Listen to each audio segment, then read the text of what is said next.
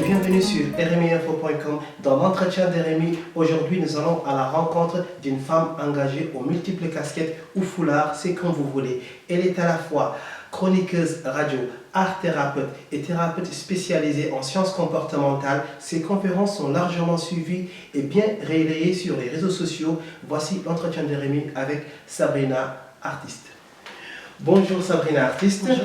Vous êtes thérapeute spécialisée en sciences comportementales et en art-thérapie. Pouvez-vous nous expliquer de quoi il s'agit, la science comportementale?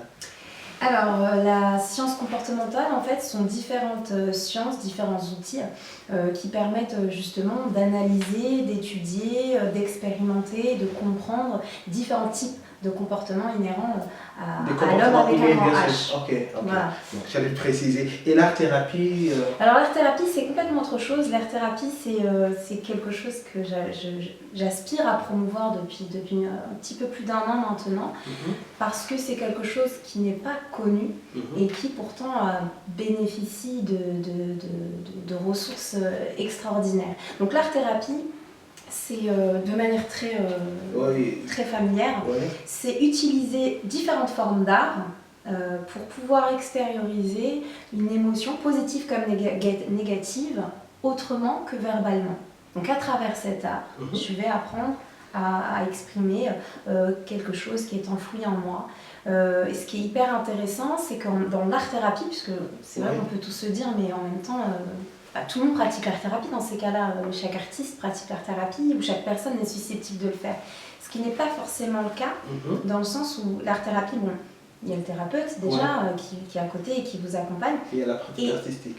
Et on place le focus sur le process de création. Finalement, c'est pas en soi sur la recherche de la création. L'œuvre finale, peu importe ce qu'on a fait, mais on se concentrera vraiment et on va se figer en fait sur le moment de la création et tout ce que ça peut apporter. Ok. Et dites-nous, vos conférences sont bien suivies. Il est souvent question de la femme. Qu'est-ce qui explique un peu cette récurrence? Alors au-delà de l'art-thérapie, puisqu'il y a les ateliers d'art-thérapie et d'écriture qui s'adressent à tout le monde, c'est une bonne question parce que finalement, c'est quelque chose qui est venu avec le temps. Dans le sens où nous à l'époque, donc on était concentrés sur les enfants, on avait fondé à trois une association pour les enfants. Et puis on a découlé un besoin, puisque les mamans en fait venaient et puis se référaient, posaient des questions sur la parentalité. Et vu qu'à côté on était justement en parallèle en train de se former, donc on s'est rendu compte qu'il y avait un vrai besoin d'estime de soi, un besoin de confiance en soi, et la femme est quand même un socle important de cette société. De la société. Donc on était concentrés sur l'éducation, ce qui est très important, et c'est quelque chose que je continue à soutenir. Mais en réalité, l'éducation ne place pas son focus uniquement que sur l'enfant. C'est également aussi à apprendre auprès des parents. Voilà. Et alors du coup, cette place, ce qui explique plutôt la place et l'importance de la femme dans vos conférences. Venons-en et maintenant à vos chroniques que vous donnez sur la Radio France Maghreb 2. Alors expliquez-nous un peu de quoi il s'agit, qu'est-ce que vous faites dans cette radio exactement? Alors j'ai été invitée il y a quelques mois à intégrer l'équipe de France Maghreb 2 dans l'émission de Christophe Rowe qui est le Grand Forum. Donc c'est une émission où je prends énormément de plaisir à aller à chaque fois. Donc en fait nous débattons sur l'actualité. S'il y avait 30 questions, Et que ce soit politique ou pas d'ailleurs, et ce qui est très intéressant justement, c'est de donner la parole à différentes identités.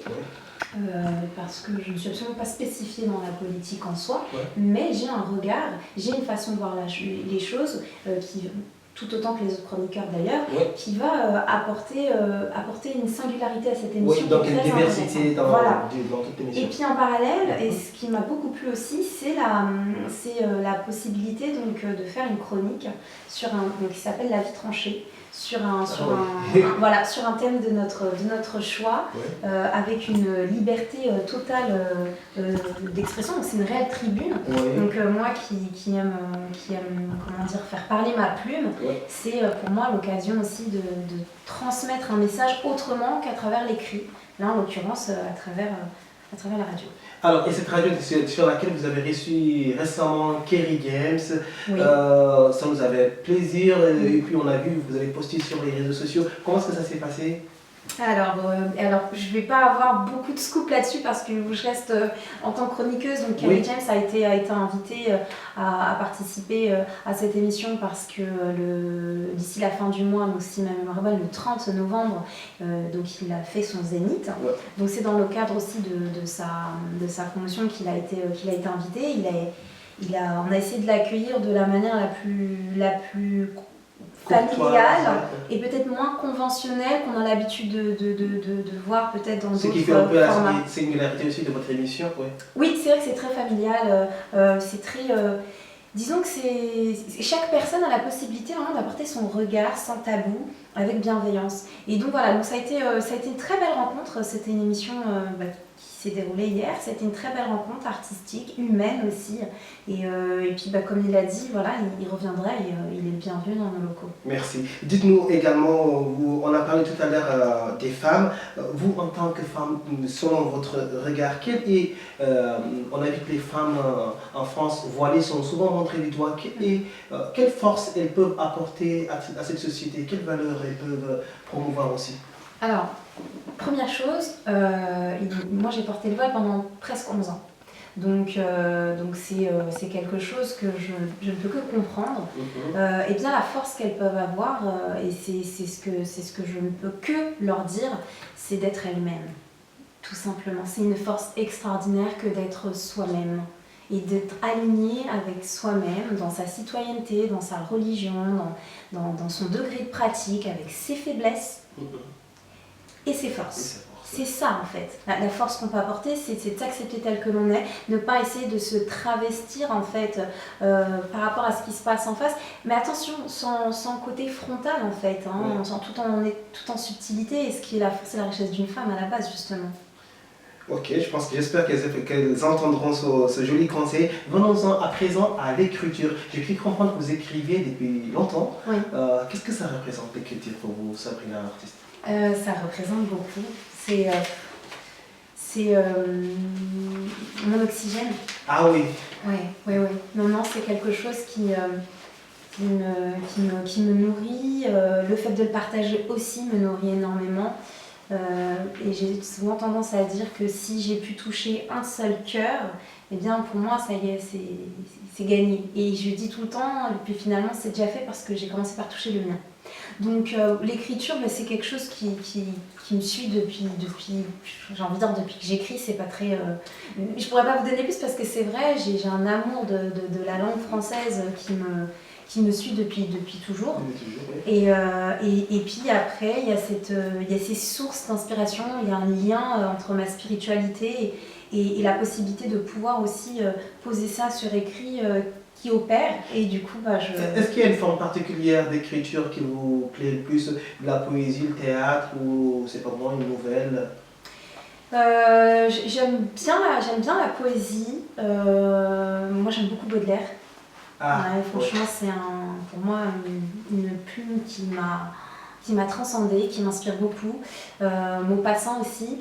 Mais voilà, je dirais que j'aime beaucoup la poésie, j'aime beaucoup les contes aussi, puisque je suis aussi conteuse. C'est ça que j'ai pas tendance à souvent dire, mais j'ai une formation de conteuse et comme c'est ma façon de toujours garder un pied en fait dans l'univers des enfants. Ok, dans l'univers, tu me disais. Voilà, alors, Vivre l'épreuve, c'est un ouvrage à apparaître bientôt, durant ce mois de novembre, le 20, dans laquelle vous signez, j'ai cru comprendre quelque chose. Est-ce un article? Alors, Vivre l'épreuve, c'est un livre qui rentre dans le cadre d'un projet qui s'appelle le Cercle des auteurs. Donc le Cercle des auteurs, ce sont différents auteurs, novices ou pas, qui ont eu la possibilité de s'exprimer à travers justement ce thème qui est Vivre l'épreuve. Et puis j'ai eu l'honneur de pouvoir participer à ça. Donc on est 20 auteurs à avoir écrit ce qui pour nous nous inspirait, ce qui pouvait nous inspirer et être l'épreuve en fait. Comment on l'a vécu, comment on le vit, comment on le ressent, qu'est-ce qu'on a envie de partager. Donc c'est pas une définition pure et dure, laroussienne du mot l'épreuve, et c'est plutôt vraiment une... Comment le dépasser, comment l'appréhender. C'est plutôt la définition de chacun. Donc là aussi en l'occurrence, il y a une identité donc différente. identité différente selon les auteurs. Voilà. Alors, venons-en également à votre livre à paraître. Est-ce que vous pouvez nous en dire plus sur le titre, la date de parution? Alors, petite avant-première, parce que je n'en ai pas vraiment encore communiqué là-dessus. Je dirais juste qu'il est envoyé et qu'on attend la correction et la mise en page. Et qu'une fois que c'est fait, ça y est, c'est pour moi quelque chose qui... Un aboutissement peut-être Bien plus, parce que en fait, je sacralise depuis toute petite les livres et la lecture. Moi, j'allais jouer dans les parcs, mais je passais plus de temps dans les bibliothèques parce que j'habitais en face d'une bibliothèque. Et pour moi, c'était sacré ce lieu où ce côté un petit peu comme dans une mosquée ou une église, on ne fait pas de bruit, on chuchote. Et le livre, il est sacré, on ne peut pas l'emprunter comme ça, on peut pas... Et c'est quelque chose qui, voilà, je revenais avec des tas de bouquins, je lisais. Et du coup, aujourd'hui, me dire que la possibilité de pouvoir... avoir mon propre livre, dans le sens où plutôt en tout cas propager mes écrits à travers un livre, oui, c'est quelque chose qui pour moi, je pense que je le réalise pas encore, mais voilà, là en l'occurrence celui-ci, finalement c'est le recueil de mes écrits, mes pensées et mes poèmes que je diffuse déjà pas mal sur les réseaux sociaux. Alors, quelle est la thématique générale ou le titre de ce livre? Alors, a priori, c'est censé être ce que j'ai toujours dit, les poèmes d'une warrior. Et après, vu qu'il n'y a pas que des poèmes, il y a aussi des pensées, peut-être les pensées d'une warrior, peut-être avoir, une fois que ce sera mis, peut-être en 2 tomes aussi, en fonction de la mise en page. Ok, on l'attend impatiemment. Parlons à présent de votre acolyte Maïssa Leroy. Vous l'appelez votre binôme. Qu'est-ce que vous partagez finalement? Vous faites des conférences ensemble, j'ai cru comprendre. Alors, Maïssa Leroy, c'est plus qu'un binôme, c'est une âme sœur. Ah, carrément. Oui, on se connaît depuis qu'on porte des couettes. Donc, c'est plus qu'une jumelle. Il y a quelque chose Il y a un amour, en fait, divin. Voilà. On s'aime vraiment pour Dieu. On a toujours alimenté ça. C'est vraiment notre source, en fait, notre point de départ, notre point d'appel, notre rappel aussi. Parce que la vie du quotidien n'est pas toujours facile, et c'est ce qui fait qu'on tient, en fait, c'est toujours se rappeler qu'on s'aime pour Dieu, qu'on se veut du bien pour Dieu, et il y a une bienveillance en fait. Donc on est vraiment plus qu'amis d'enfance parce que comme nos mères le disent, c'est ma fille, elle aussi c'est ma fille quoi. Donc, ça vient de loin donc. Ça vient de très très loin. C'est très joli cette déclaration d'amour en tout cas. Avant le binôme, c'est vraiment plus que ça, et puis du coup on a grandi ensemble, on s'est éduqués ensemble et puis du coup... Et on a travaillé ensemble. Exactement. Ok, on espère que ça va encore durer encore longtemps. Sabrina, artiste, votre dernier mot avant qu'on se quitte pour cet entretien. Je vous remercie en tout cas de m'avoir invité pour pouvoir parler un petit peu de mon actualité, et puis au plaisir de rencontrer aussi vos auditeurs, et puis à très bientôt, Inch'Allah. Merci bien. C'était l'entretien de Rémi avec Sabrina, artiste. Je rappelle qu'elle est spécialiste de l'art-thérapie, spécialisée en sciences comportementales. Merci, à bientôt.